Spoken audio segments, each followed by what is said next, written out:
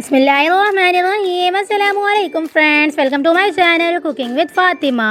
कैसे हैं आप सब? उम्मीद करती हूँ आप सब अपने अपने घरों में खैर खैरियत से होंगे, खुशआबाद होंगे, हंसते मुस्कुराते होंगे। तो आज मैं आपके साथ शेयर करने जा रही हूँ मज़ेदार सा केरी का शरबत बनाने की रेसिपी। ये शरबत बहुत ही मज़ेदार सा, बहुत ही ज़्यादा रिफ्रेशिंग सा और बहुत ही ज़्यादा फ्लेवरफुल सा बनकर रेडी होता है। तो गर्मियों में आप इस शरबत को ज़रूर से ट्राई किया करें, केरी के शरबत को।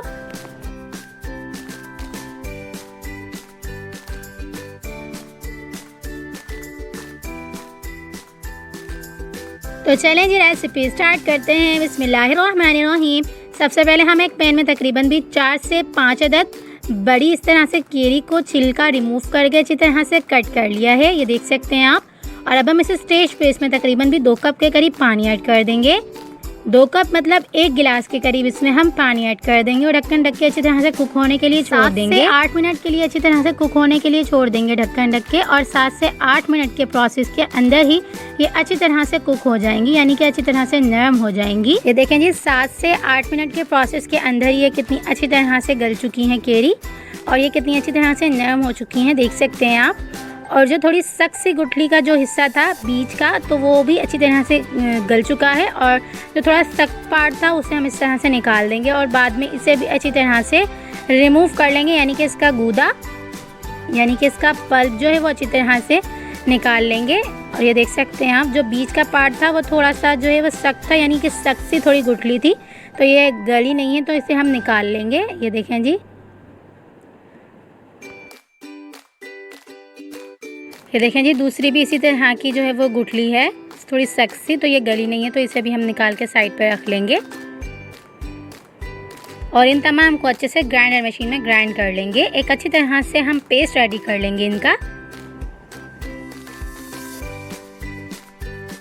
आप चाहें तो मैशर की मदद से भी अच्छी तरह से यहीं पर भी इसे मैश कर सकते हैं, लेकिन मैंने यहाँ ग्राइंडर मशीन में अच्छे से इन्हें पेस्ट रेडी कर लिया है बना के केरी का। ये देख सकते हैं आप कितनी अच्छी तरह से, तो ये वैसे भी गल चुकी हैं। तो चाहें तो आप इस स्टेज पे इसमें मैशर की मदद से यहाँ पर इसे मैश कर सकते हैं सब तमाम केरियों को। ये देखें जी, एक मज़ेदार सा पेस्ट बनकर रेडी हो चुका है। ये देख सकते हैं आप कितना मुलायम सा पेस्ट बनकर रेडी हुआ है। ये देख सकते हैं आप, जो हमने गुठली को साइड पर रखा था उसका भी हमने पल्प अच्छी तरह से रिमूव कर लिया है। ये देख सकते हैं आप कितनी अच्छी तरह से इसका पल्प जो है वो रिमूव कर लिया है। और ये थोड़ा सख्त सा पार्ट था, ऊपर से थोड़ा सा बाल वाला पार्ट था, तो इसे हमने रहने दिया है। ये देख सकते हैं आप कितनी अच्छी तरह से गुठली को हमने रिमूव कर लिया है इसके पल्प के साथ।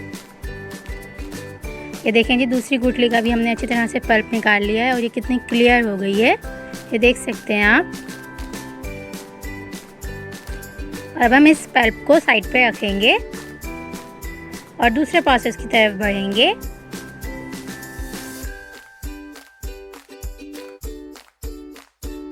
अब हम एक पॉट में तकरीबन भी 1.5 गिलास के करीब इसमें हम पानी ऐड कर देंगे।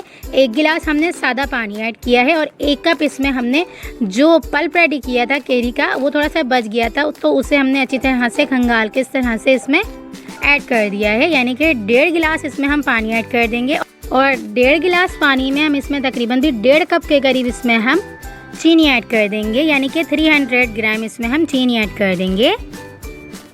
और चीनी ऐड करने के बाद इसे हम अच्छी तरह से कुक होने के लिए छोड़ देंगे, यानी कि एक बॉयल अच्छे से आ जाए, चीनी अच्छे से घुल जाए, तो इसे हम ढक्कन ढक के अच्छी तरह से 2 से 3 मिनट तक कुक कर लेंगे। और ये देखें जी, 2 से 3 मिनट हो चुके हैं और चीनी अच्छे से घुल चुकी है, ये देख सकते हैं आप। और अब हम इस स्टेज पे जो हमने पल्प रेडी किया था केरी का वो इसमें ऐड कर देंगे।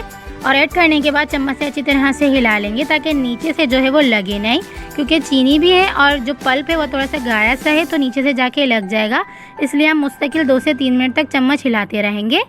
और अब हम इस स्टेज पे इसमें तकरीबन भी 1 टीस्पून के करीब इसमें हम इलायची पाउडर ऐड कर देंगे।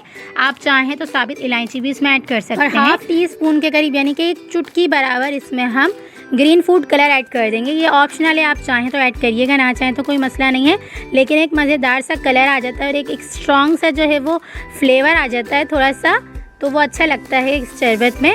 तो आप चाहें तो ऐड ज़रूर से करिएगा। 2 से 3 मिनट तक चम्मच को अच्छे से हिलाते जाएंगे ताकि नीचे से जो है वो लगे नहीं, यानी कि जमे नहीं। जलेगा तो नहीं, लेकिन जो है वो नीचे से जाके ये जम जाता है, तो जमे नहीं। हम इसे इतना जो है वो हिलाते जाएंगे 2 से 3 मिनट तक। और एक अच्छा सा बॉयल आ जाने तक इसे अच्छी तरह से कुक कर लेंगे ताकि जो है वो नीचे से लगे नहीं। और साथ ही साथ अगर आपने मेरा चैनल सब्सक्राइब नहीं किया है तो प्लीज़ मेरे चैनल को सब्सक्राइब कर लीजिएगा।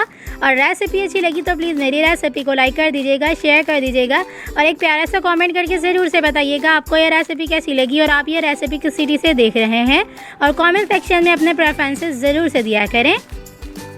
2 से 3 मिनट अच्छी तरह से हिलाने के बाद ये देखें जी कितनी अच्छी तरह से गाढ़ा हो चुका है। और ये देखें जी बॉयल आना शुरू हो चुका है। जब बॉयल आना शुरू होगा तो ये देखें जी इस तरह से झाग बनना स्टार्ट हो जाएंगे। तो झाग को हम चम्मच की मदद से इस तरह से निकाल लेंगे, ये देख सकते हैं आप।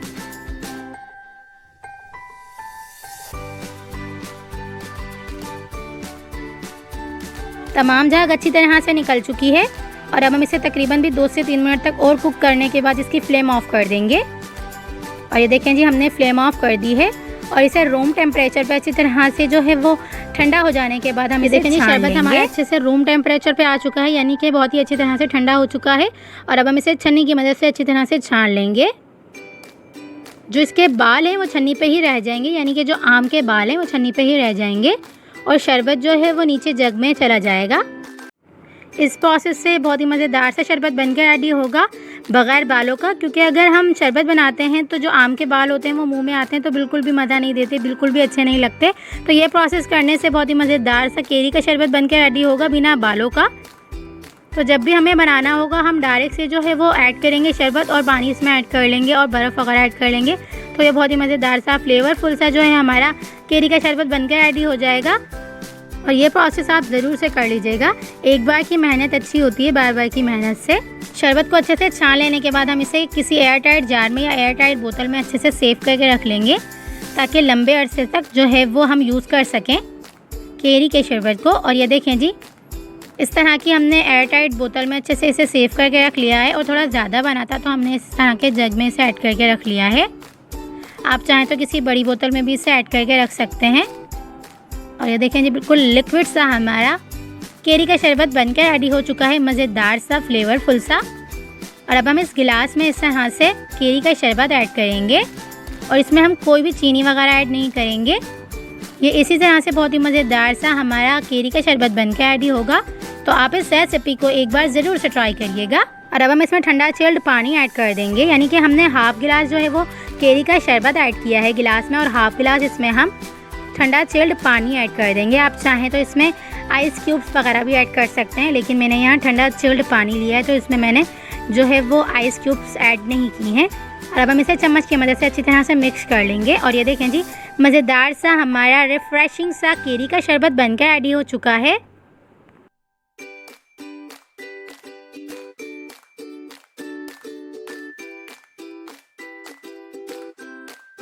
तो आप इस गर्मी में मेरी रेसिपी से ये शरबत ज़रूर से ट्राई करिएगा। यकीन करें ये बहुत ही मज़ेदार सा और बहुत ही ज़्यादा रिफ़्रेशिंग सा शरबत बनकर रेडी होता है। आप इसे एक बार ट्राई करेंगे और एक बार इसे अपनी डाइट में लेंगे तो ये आप ज़रूर से डेली की रूटीन में लेंगे। और आप यकीन करें बहुत ही मज़ेदार सा फ्लेवरफुल सा और बहुत ही ज़्यादा रिफ़्रेशिंग सा बनकर रेडी हुआ था। तो आप इस रेसिपी को मेरी रेसिपी से एक बार ज़रूर से ट्राई करिएगा और मुझे अपना फ़ीडबैक ज़रूर से दीजिएगा आपको ये रेसिपी कैसी लगी। रेसिपी अच्छी लगी तो प्लीज़ मेरी रेसिपी को लाइक कर दीजिएगा, शेयर कर दीजिएगा और चैनल पर न्यू है तो प्लीज़ मेरे चैनल को सब्सक्राइब कर लीजिएगा और बेल आइकॉन के बटन को ज़रूर से प्रेस करिएगा ताकि मेरी हर न्यू आने वाली वीडियो आप तक आसानी के साथ पहुंचती रहे। तो चलिए जी मिलते हैं नेक्स्ट वीडियो में। जब तक अपना ख्याल रखिएगा, मुझे दुआओं में याद रखिएगा। मिलते हैं नेक्स्ट वीडियो में बहुत ही आसान, सिंपल और यूनिक सी रेसिपी के साथ। अल्लाह हाफिज़।